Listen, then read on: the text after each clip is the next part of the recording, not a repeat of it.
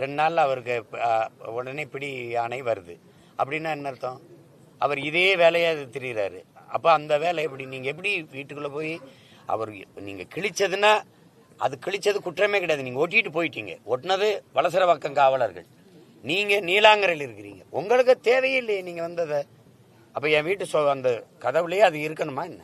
அப்படி இருக்கா? நீங்கள் ஒட்டிட்டீங்க, படிச்சுட்டாங்க, நான் அங்கே இருக்கிறவங்க எனக்கு தகவல் கொடுத்துட்டாங்க, அந்த ஒட்டிட்டாங்க, சரின்னு.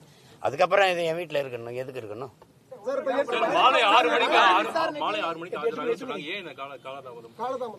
இல்லை, அங்கிருந்து வரும்போது 6 மணிக்குன்னு சொன்னேன். இங்கே வந்தவொடனே என் தம்பிகள்கிட்ட சொல்லியிருந்தாங்க, வழக்கறிஞர்கிட்ட 8 மணிக்கு வாங்கன்னு. 8 மணிக்கு நான் கிளம்பி வரும்போது சொன்னாங்க ஒரு 10 நிமிடம் தாமதமாவாங்க. அப்புறம் ஒரு 10 நிமிடம்னே நீண்டுருச்சு. அப்புறமா தான் தெரியுது முதல்வர் அவர்களுக்கு பிறந்த நாள் வர்றதுனால அவங்க பேசுறதுனால இப்போ நான் பேசுறதை நீங்க எடுத்து போடுவீங்களா, அவர் பேசுறதை போடுவீங்களான்னு இருக்கு இல்லையா?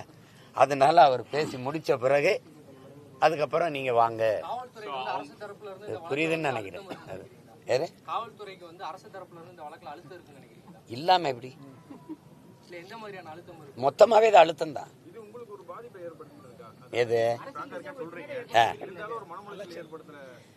மன உளைச்சல்? இப்போ என்னையோ இப்போ நானோ என் மனைவி ரொம்ப உறுதியானவங்க. என்னை பெற்றவர்களோ எனக்கு என் மாமியார் எங்கள் குடும்பத்தில் இருக்கவங்க. ஆனால் என்னை நேசித்து நிற்கிற என் தம்பி தங்கச்சியில் என் பிள்ளைகள் இருக்குல்ல, சின்ன சின்ன பிள்ளைகள், அவங்க மன வலி இருக்குதுல்ல, அது ஒன்றும் இருக்குல்ல. உலகம் பூரா எனக்கு சொந்தங்கள் இருக்காங்க. அவங்களுடைய வலி இருக்குல்ல, அவங்க வலியோட சில குரல் செய்திகளை சில செய்திகளை கடத்தும் போது கொஞ்சம் அது எனக்கு எப்படின்னா வலியா இல்லை, வெறியா இருக்கு. உங்களுக்கு புரியுதுன்னு நினைக்கிறேன். வெறியை நான் உங்களுக்கு ஒன்றை சொல்ல இந்த இடத்துல பதிவு செய்ய விரும்புகிறேன். என்னை ஐயா கருணாநிதி அவர்கள் பல முறை சிறையில் போட்டு இந்த தலைவனாக்குனாரு. இவங்க அப்பாவும் மகனும் என்னை இந்த மாதிரி செஞ்சு என்னை முதல்வர் ஆகிட்டு தான் போவாங்க. நீங்க வேணா அது நடக்கும், நீங்க எழுதுவீங்க, உறுதியா செய்வாங்க.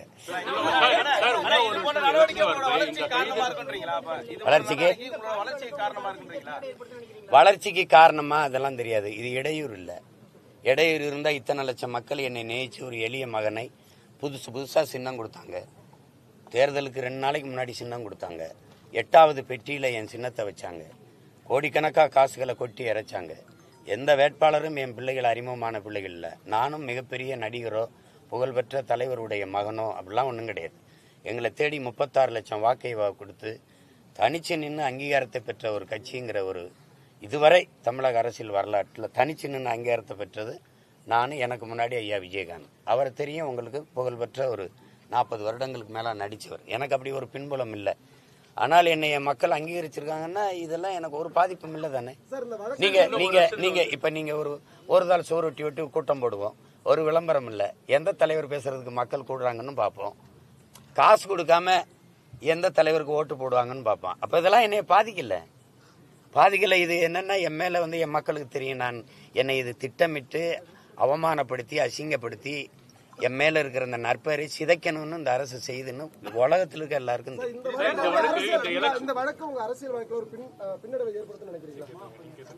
அப்படி நினைச்சவங்களுக்கு இது பெரிய பின்னடைவா இருந்திருக்குது, இருக்கும். நீங்க பார்க்க போறீங்க 26 எது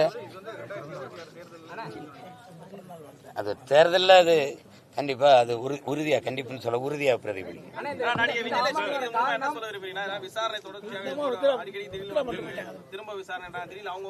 அவங்களுக்கு எனக்கு ஒண்ணும் இல்ல. அவங்க பேசுறதெல்லாம் அவங்க பேசிட்டு இருப்பாங்க. அவங்களுக்கு போர் அடிச்சா பேசுவாங்க. அதை நம்ம ஒண்ணும் பேச முடியாது.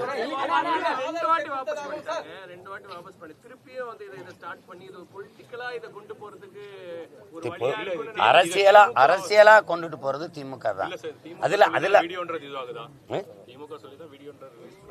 திமுக சொல்லிதாங்கிறது நான் உங்களுக்கு சொல்லிதான் தெரியணும்னு நீங்க நினைச்சீங்கன்னா நான் ஒன்றும் பேச முடியாது. குரல் செய்திகள் வேணா இருக்கு, நான் அதை வேணா உங்களுக்கு அனுப்புறேன். அவங்க பேசுறது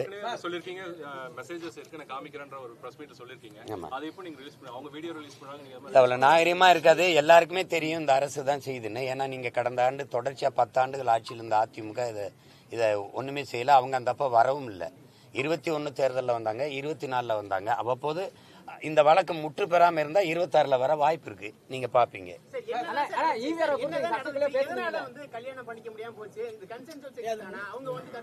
அப்படி ஒரு என்ன சொல்றது ஒப்பந்தமோ அப்படி ஒரு இதோ இல்ல, ஆங்கிலத்துல கமிட்மெண்ட் சொல்லுவாங்க, அப்படி ஒன்னே இல்ல. அது சரியே வரல, அதோட அது திருமணம்ங்கிற அந்த இடத்துக்கே வரல. மொத்தமாவே ஒரு ஆண்டுக்குள்ள ஒரு 6-7 மாசம் தான் வச்சிருப்போம். அதுக்கப்புறம் நீங்க பாத்தீங்க 2008, 2009, 10 அந்த காலகட்டங்கள்ல நான் தொடர்ச்சியா சிறையில தான் இருந்தேன். அதுக்கப்புறம் 2009 இந்த இறுதியில நான் ஒரு 6 மாசம் சிறைக்கு போன போது 10ல். அதுக்கப்புறம் தொடர்பு இல்லை. வந்தவுடனே தேர்தல் வந்தவுடனே அதிமுகவை ஆதரிச்சு வேலை செஞ்சேன். அவங்க அதிகாரத்துக்கு வந்துட்டாங்க.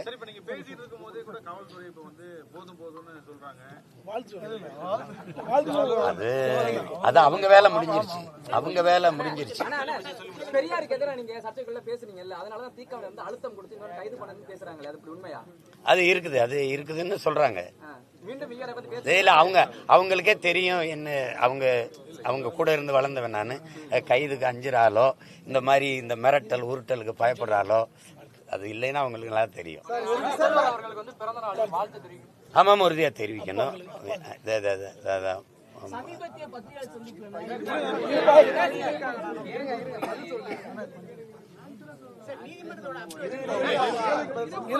ஒன்னொன்னா சொல்லு, ஒன்னொன்னா கேளுங்க. ஆமாமா, உறுதியா அது அறிக்கையாவும் கொடுப்பேன். அது இப்ப நேரம் ஆயிடுச்சு இல்ல. மாண்புமிக்க தமிழக முதல்வர் அப்பா ஸ்டாலின் அவர்களுக்கு என்னுடைய அன்பு நிறைந்த இனிய பிறந்தநாள் நல்வாழ்த்துக்களை தெரிவிப்பதில் மகிழ்கிறேன். வேற ஏதாவது கேள்வி?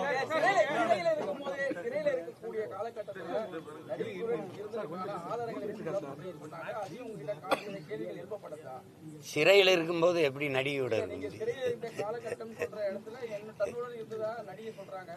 சிறையில இருக்கும் போதெல்லாம் யார் அப்படி இருக்கக்கூடிய ஆகிய அலைபேசியே இருக்காது, ஒண்ணு இருக்காது.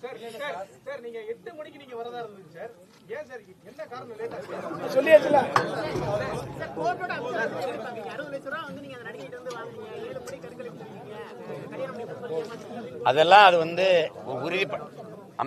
உறுதிப்படுத்தாம அதை பதிவு செஞ்சிருக்க கூடாது. அதுக்கு தான் நான் உச்சநீதிமன்றம் போக வேண்டிய தேவை வந்தது. நீங்க கஷ்டத்துல வந்து என்னை சந்திச்சாங்கன்னு சொல்றீங்க, அப்ப 60 லட்சம் ரூபாய் எனக்கு கொடுத்தாங்கன்றீங்க. இதெல்லாம் எப்படி? அப்புறம் 50,000 என்கிட்ட வாங்கினாங்கன்றீங்க. கஷ்டத்துல இருக்கிறவங்க எனக்கு எப்படி 60 லட்சம் கொடுக்க முடியும்? 60 லட்சம் கொடுத்தேன்னா முதல் புகார்ல ஏன் அதை பதிவு செய்யல? நீங்க திருமணம் ஆச்சுங்கிறீங்க, முதல் புகார்ல திருமணம் ஆச்சுன்னு சொல்லியிருக்கணும். 7 முறை கருக்கலைச்சிருக்கோன்றீங்க, 7 முறை கருக்கலைச்சம்னு சொல்லியிருக்கணும். அப்ப 60 லட்சம் என்ற பணம் வாங்கினாங்கன்னு அதுலயே சொல்லியிருக்கணும். அப்புறம் 2வது குற்றச்சாட்டுல சொல்லியிருக்கணும்.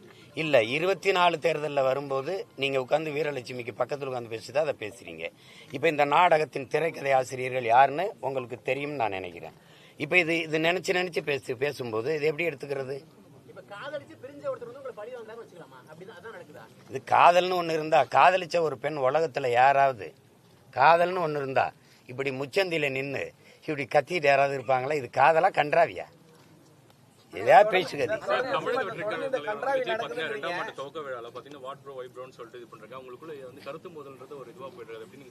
அவர் என்னைய சொன்னாரு நீங்க நினைக்கிறீங்க? நான் சொல்றது என் தம்பி மேல இருக்கிற தம்பி, அது இல்ல தம்பி. அவர் என்னைய சொன்னாருன்னு நீங்க நினைக்கிறீங்க? அவர் என்னைய சொல்லல. அவர் சொல்லி வந்தது ஆட்சியாளர்களை. அதுல அவர் அதை சொல்றாரு. நான் சொன்னதை அவர் திருப்பி அங்க அவங்களுக்கு சொல்றாரு. கொள்கையா கருத்தா முரண்பாடு எனக்கு என் தம்பிக்கு இருக்குதே ஒழிய அன்பு பாசத்துல ஒரு துளியும் அது குறைவில்லை. அவர் எப்பவுமே என் அன்பிற்குரிய தம்பி. அரசியலா அவர் வேற தளத்துக்கு நின்றுட்டாரு, நான் வேற தளத்துல நிக்கிறேன். நான் பெரியாரை ஏற்கல, அவர் பெரியாரை கொள்கை தலைவராக ஏற்கிறார். அதுல 2 பேருக்கும் வேறுபாடு இருக்குது. அதை போய் பேச்சு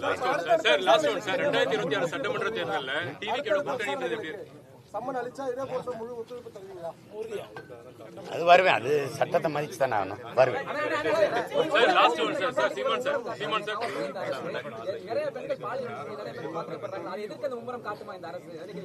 அதை எதிர்த்து நான் மட்டும்தான் போராடுவேன், இவங்க போராட மாட்டாங்க. அரசு காட்டல. அதை நான் கேட்டேன். நீங்க பல்கலைக்கழகத்திலேயோ பள்ளிக்கூடத்து பெண்களுக்கோ மனநலம் பாதிக்கப்பட்ட பெண்ணை 8 பேருக்கு மேல வன்புணர்வு செஞ்சிருக்காங்களா? அதோ பொள்ளாச்சி கூட்டு பாலியல் வன்புணர்வுக்கோ நீங்க எந்த நடவடிக்கை எடுக்கலைன்னு அதை எடுக்க மாட்டாங்க.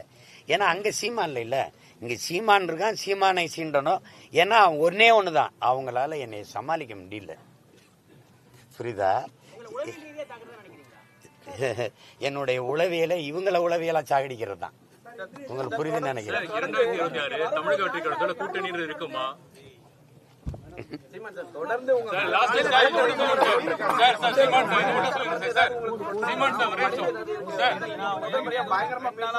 இல்ல என்னுடைய மனைவி வந்து என்னைய விட ரொம்ப மன உறுதி கொண்டவர். அவர் வந்து அவங்க பிறக்கும் போதே ஒரு அமைச்சர் மகள். எங்க மாமா அவங்களுக்கு தெரியும். அவங்க இந்திய குடிமை பணிக்கு தேர்வு எழுதி அவங்க அதுக்கு பயிற்சி எடுத்துக்கிட்டு இருந்தவங்க. என்னைய விரும்பிட்டதுனால அதை விட்டுட்டு திருமணம் செஞ்சு வந்தாங்க. அதுக்கப்புறம் சட்டம் படிச்சு வழக்கறிஞராக இருக்காங்க. அவங்க வந்து என்ன சொல்றது, என்னையே விட சிறப்பாக பேசுகிற பேச்சாளர் எங்கள் மாமாவுடைய மகள். அதனால அவங்களுக்கு இதெல்லாம் சாதாரணம். அவங்க எப்போவுமே ரொம்ப துணிவாக இருப்பாங்க. இதெல்லாம் வந்து எங்கள் வீட்டில் விவாதிக்கவும் மாட்டோம், பேசவும் மாட்டோம். எங்கள் பிள்ளைகள் எங்கள் குடும்பத்தில் இருக்க யாரும் இது குறித்து கேட்க மாட்டாங்க, பேசவும் மாட்டாங்க.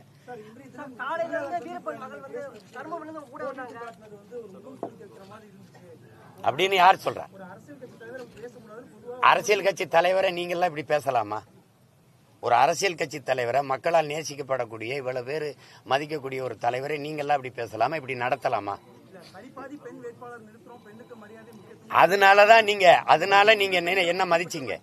அதனால நீங்க என்ன மதிச்சீங்க? என்ன பேசிட்டேன்னு சொல்லுங்க.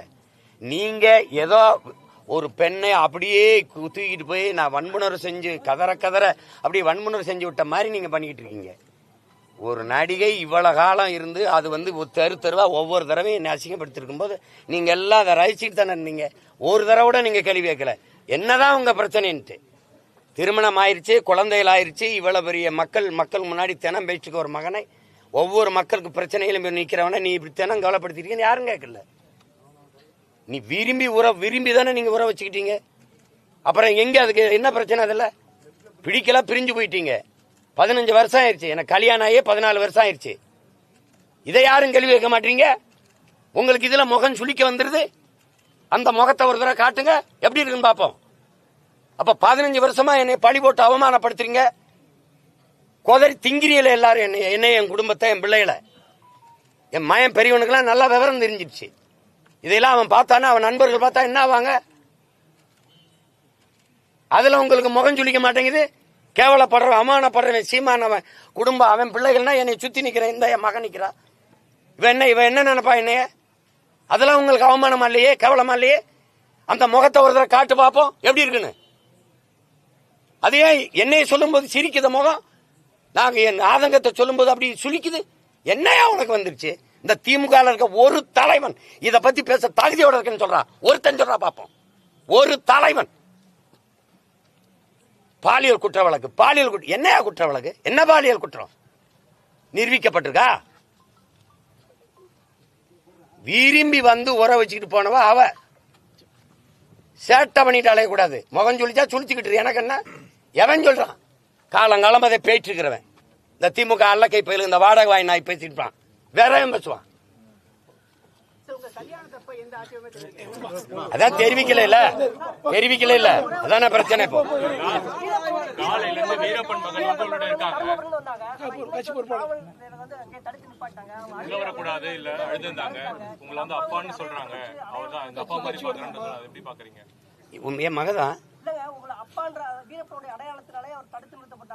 அப்படிலாம் இல்ல. இல்ல அவங்க சொல்லிருக்காங்க, அவங்க பேட்டியை கொடுத்திருக்காங்க. அப்படியா? அவங்க அப்பான்ற பேர்ல அடையாளத்தால உள்ள விட மாட்டாங்க அப்படின்றது கொடுத்திருக்காங்க. ஏனடா மலவனை தடுத்தாங்களா? அது மட்டும் இல்ல முத்தவர சாட்டை திருமணம் உள்ள விடல சொல்லுப்பா. தடுத்து நிறுத்துறாங்க. அடையாளம் மட்டும் தடுத்துறாங்க. துறைய உள்ள அந்த பொண்ணு அழுதாங்க. உங்க பேர் யாரு? அது வழக்கை தேர்ந்த வழக்கறிஞர்கள் இருக்காங்க, அவங்க பாத்துப்பாங்க. மகிழ்ச்சி.